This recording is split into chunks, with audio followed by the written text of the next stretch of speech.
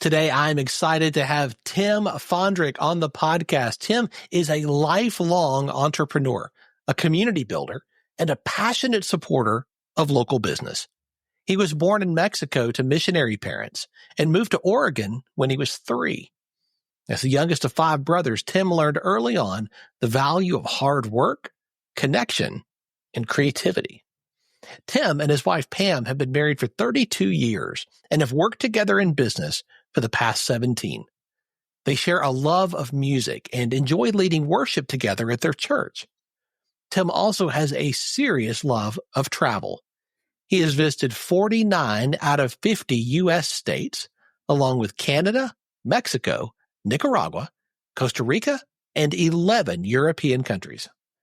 Whether he's helping small businesses grow, encouraging others through faith and leadership, or simply sharing his story, Tim brings heart, experience, and a deep love for people and community. Tim, I'm so glad you're here. Thanks for being on the show. Thank you, William. I'm really looking forward to this. Welcome to Catalytic Leadership, the podcast designed to help leaders intentionally grow and thrive. Here is your host, author, and leadership and executive coach, Dr. William Attaway. I would love to start, Tim, with a little bit of your story for our listeners, particularly around your journey and your development as a leader. How did you get started? Yeah, it's interesting. So right out of college, I decided to join a family-run business. A couple of my brothers had started a landscape business, and they needed some help kind of on the business side of things. I got a business degree and figured, oh my goodness, I know all this stuff. Yeah. Right? All the book knowledge. You got it. I know all this stuff. So you got the piece of paper. You're good. Right? So I went into business with them and kind of started leading on the business side of things. And that was my initial career. Spent 14 years with my brothers doing some landscape business along the way. In 1996, we actually started a .com, and that was kind of my brainchild. I was like, well, look what Amazon's doing. We can do that. Very naively. Nice. I'm like, huh. Looking back, of course, that wasn't so easy. But yeah, I mean, I think just even before that, honestly, it's like a lot of, just leadership roles, growing up as an entrepreneur, as somebody that, captain of sports teams and athlete, and just different things like that is really kind of where the genesis of leadership came from for me. And now you lead WhirLocal. Talk about that a little bit. What is that about? Yeah, so WhirLocal is a positive community-based media network and a champion for all things local. And what that means is, in media today, you think of social media, and social media is so toxic, so polarizing, so distracting, and it's also, then you think of like corporate media, where it's just, you think of, TV, and I mean, a lot of it's just corporate run. And what we really wanted to do is come up with a positive community-based media network, and something that we can be really proud of, that encourages and uplifts our community and our local communities in a way that really recognizes the value and the integral part of what small businesses and nonprofits bring to the table economically, relationally, community-wise, and be able to support them in every way possible. Have you always had a heart for the small local business? Yeah, for sure. It runs in our blood. And Pam and I both, my dad and Pam's dad were both entrepreneurs. I mean, my dad was a missionary and a pastor at heart, but he also ran a small business. And my wife Pam's dad was a small business contractor for his career. And so it really is, it's in our DNA. So yeah, really supporting that local business. And it was interesting because one of the things, I know you speak to a lot of agency owners, and there's a lot of there's a lot of, emphasis on finding a niche, finding a niche, right? And so we had served local businesses for quite a while, and that was a turnaround actually for our business. And 3 years into our business journey, we actually had no idea what we were doing. And then we kind of like, okay, we really want to work with local businesses. And then there was this feeling like, well, we really need to pick a niche. And so we did. We picked a niche, started going deep into a particular area, trying to figure out how to grow that nationwide. And then COVID hit, and we were like, is that really our passion? And is that really where we want to go? And we realized that for us, like, we love local. And it's hard to have that same relationship that you can have when you see a customer at the grocery store, at the ball game, at church, at a chamber event. It's hard to have, when you can have that kind of relationship versus when you see them once or twice a year at an event or something. And that just really it reinforced our passion and why we love to serve local businesses and nonprofits, because we can have that local relationship. So now what we're doing as we're expanding across the country, building WhirLocal in community by community, we're finding other people like us that are entrepreneurs, and they love their community, and they love, they recognize the value and the impact of local businesses and nonprofits, and they want to be able to do the same thing in their community to support local. So if that makes any sense. Oh, 100%. And I love the passion there. And I think that is why you have been successful in doing what you're doing. So often I see entrepreneurs, they're pursuing revenue, but it's not aligned with their passion. And that just leads to burnout over time. Absolutely. But if you can align those two things, you can align, the reason people start a business is to be able to eat and live indoors, right? To add value to other people and also add value to their family. Right. And by aligning your passion area there, it just seems so evident to me. Like that is what is catapulting you forward with what's happening with WhirLocal.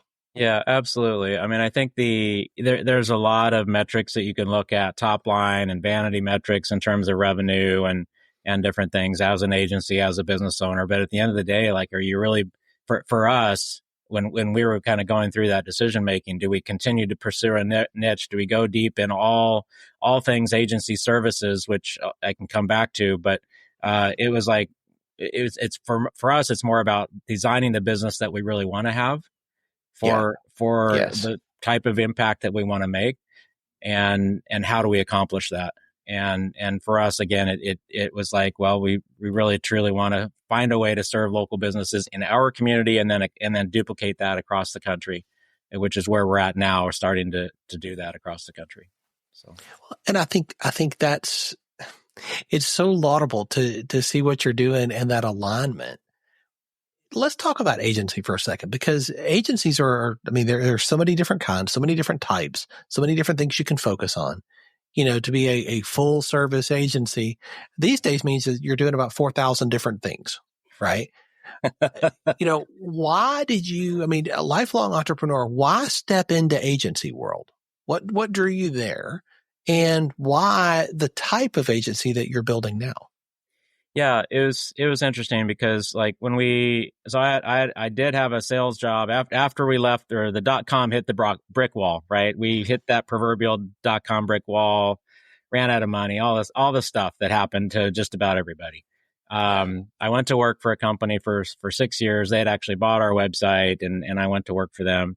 But my entrepreneurial juices really got started again. I was like, Pam, I can't do this anymore. They treated me well, don't get me wrong, but it was just like, I'm an entrepreneur. Yeah, right. And exactly. I got to do it. So, first 3 years, we didn't really have a clue what we were doing. Then we kind of landed on, let's serve local businesses. And then that grew into becoming this full service digital agency. And it was like, well, we're going to do websites, and we're going to do PPC, and we're going to do SEO, and we're going to do et cetera, et cetera, et cetera. Right. And notice my mumbling, right? Because you just kept adding to the list. And that became, we started pushing hard on that and building that. And I mean, we've made every mistake in the book, but the idea as that continued to grow, the complexity of that continued to grow, and like how to just the complexity of everything got out of control. And I hear that a lot with agency owners. They're like wearing so many hats, they're offering so many different products. How do they even manage the complexity? And so we were like, A, we want to focus on recurring income or recurring revenue, subscription-based revenue. And then B, like how can we simplify and productize what we're offering? So we're at a point now where we do not do, I saw somebody post on Facebook the other day, they hate the customized proposals. And I was like, yeah, I hate those too, because we don't do anything custom and we don't do proposals.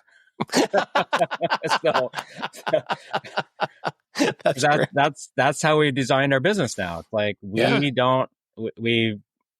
productized and everything turns into recurring.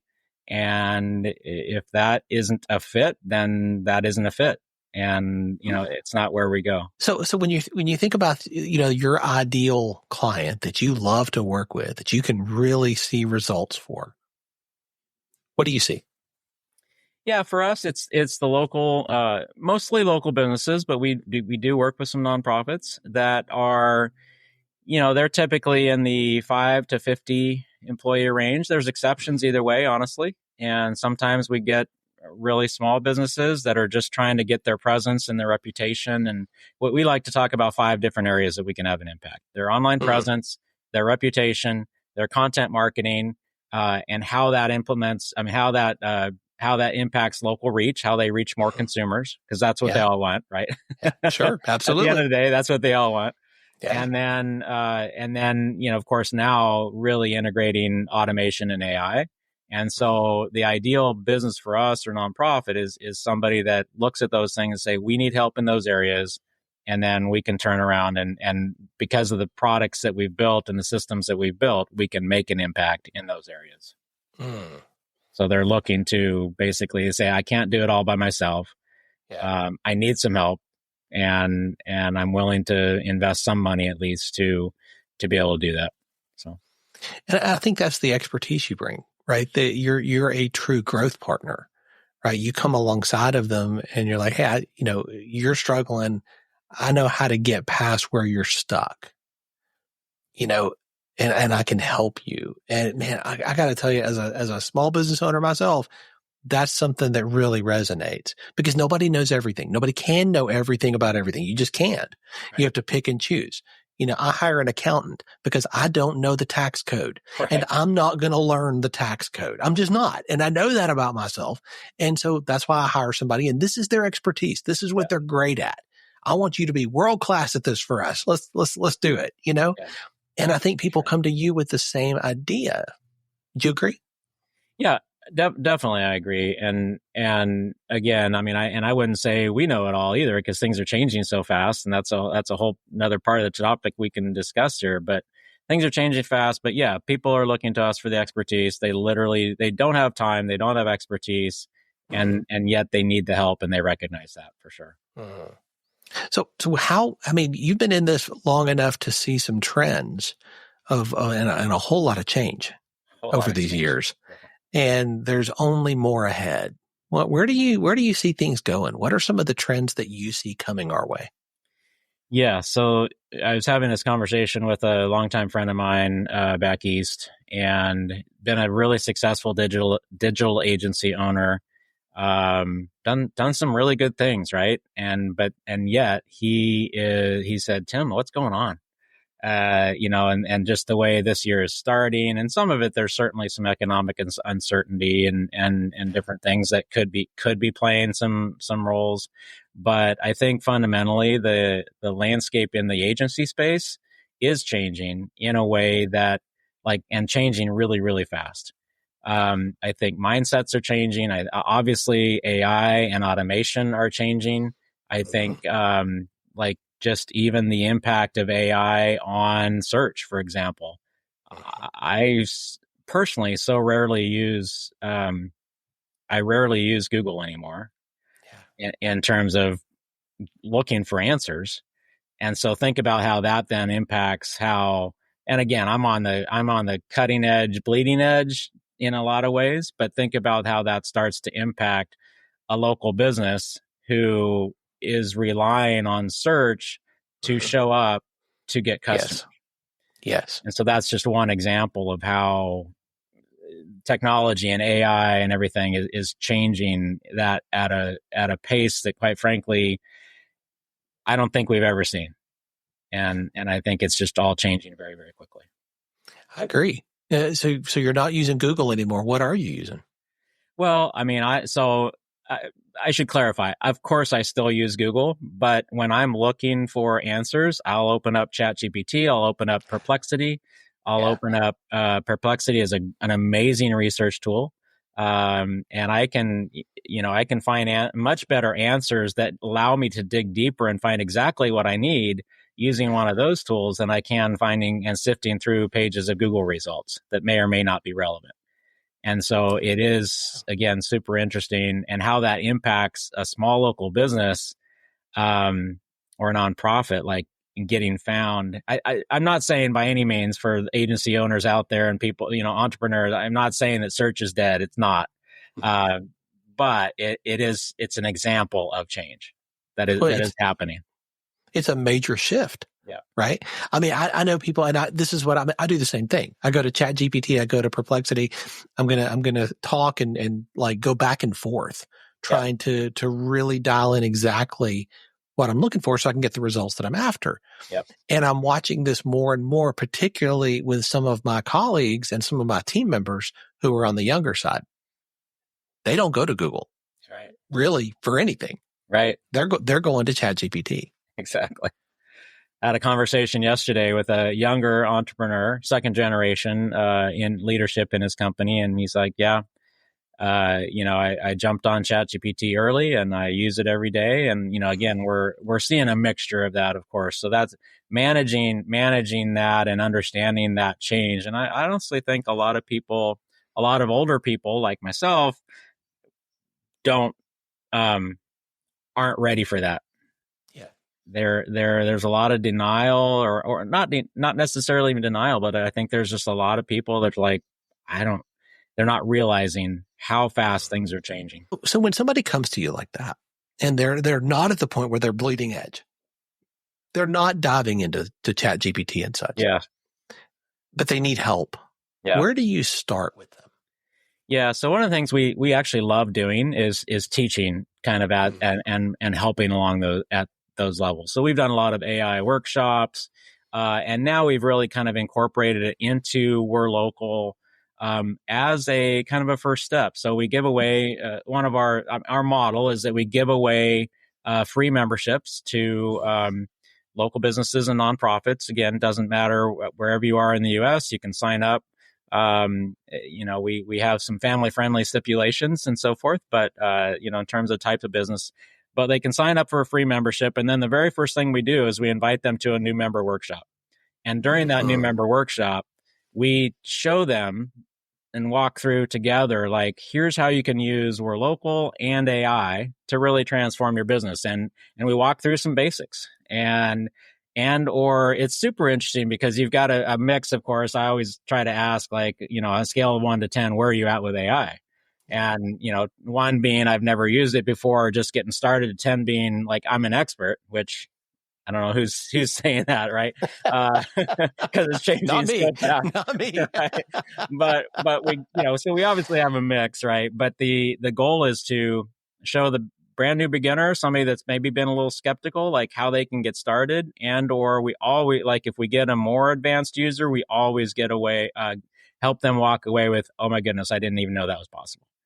And so, I mean, that's just a short, 60-minute new member workshop that we're doing to kind of help educate. But then that leads into some additional opportunities to learn and grow with us together. And there are a million ways to be bleeding edge. And I would say, we're bleeding edge, but small businesses and nonprofits are not prepared to be bleeding edge. They're having trouble staying cutting edge. Yes. And so if we can, and that's not a criticism of them at all. They're just wearing we all wear a lot of hats, right? So it kind of depends on where you're trying to go. So we're trying to help them along that path with the new member workshop and just kind of helping them embrace AI. You and Pam really integrate faith into your business, into your life. So many people feel like they have to compartmentalize that part of their life and kind of wall it off. Yeah. That's not who you are. You are, and from the first time we met last year, I saw that about you, that this is just part of who you are. This just flows out as naturally and freely as talking about WhirLocal. Yeah. It really does. It's part of it. It's who we are. Just background with growing up, faith background, both of us did. And it's, I think it's so important to us. Pam and I we went to a marriage retreat 3 years ago now, that our pastor put on. And, it was like, this sounds really good.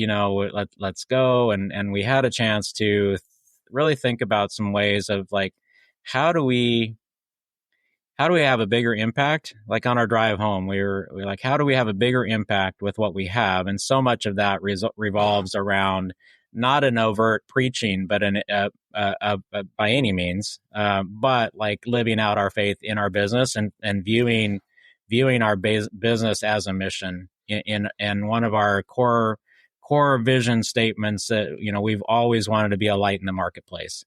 And that's partially like, how do we that's the difference too of building a positive community-based media network versus toxic social media and or local media. There's examples, of course, that I could name, but I won't. But we just want to make it. We want to be a light in the marketplace and see how that plays out. I love that. Tim, your business needs you to lead at a higher level today than it did 5 years ago. And that same thing is going to be true 5 years from now.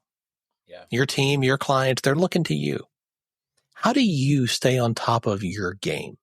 How do you level up with the new leadership skills that your business, your team, your clients are going to need you to have in the days and years to come? Yeah. I think partially it comes down to getting in the room with other leaders, and something that I hadn't been doing enough of, to be honest. And so just really trying to get in the room with other leaders. And also I think a big part of what I'm seeing is being able to say, okay, what got us here is not going to get us there. And looking at the pace of change and the pace of everything going on. And there's a lot of chaos, a lot of confusion, a lot of change. And as I mentioned earlier, just being able, like that pace of change is like nothing we've ever seen. So I think for me, thinking about how do I lead in a way that helps our team and our customers, and we're growing a network of local champions, affiliates, and, so forth across the country. Like, how do we help them embrace that change in a way that helps, I guess, in a way that they don't feel displaced, because it's still, at the end of the day, it's still all about people, but that they don't feel displaced by automation and AI, but they can embrace it and help them do their jobs better. I love that. As you think of your business as a whole, what is one thing that you want most? I would say is to make an impact in our communities, in the communities that we serve. I just feel strongly that, as the passion came out earlier, like local small business and nonprofits are the heartbeat. They're the backbone. I mean, I know it's a cliche, but they truly are. Yeah. They're the backbone of our economy, and it actually hurts, right? That when we see a small business, and so many are struggling right now, I see a small business go out of business, and like, was there more that I could have done? And so if we could be known to provide tools, systems, strategies, whatever that looks like, relationships that can help a small business or a nonprofit thrive instead of go out of business. That's kind of where our heart is. Make an impact and be a light in the marketplace. So thinking about that, what's stopping you from it? I think I've been a bottleneck partially, to our business growth. And so one of the things that Pam is actually doing a really good job is helping me get out of the way. Nice. Nice. So, part of it comes down to, resources and model. And, we've made a lot of mistakes in some of that for sure. But just the, we just recently revamped and tweaked a few things in our model that I think will help me get out of the way, and help others thrive in new ways. But also just, just putting a scalable operating system in place, that can remove some of those bottlenecks. I love that. And you are not alone. I see that so often. And I know that so many of the people who are listening can resonate, with this idea that the bottleneck is in the mirror. We all have that capacity. And I think most founders have that tendency. We all tend to lean that direction, absent incredibly intentional decisions and choices that we build into the system. For so, sure. You're always learning. You've mentioned being on the bleeding edge, the cutting edge. Where did you learn best from? Is there a book that's made a big difference in your journey? Are there podcasts that you listen to? What are some of the sources of learning that really you would recommend to the other leaders who are listening? Yeah.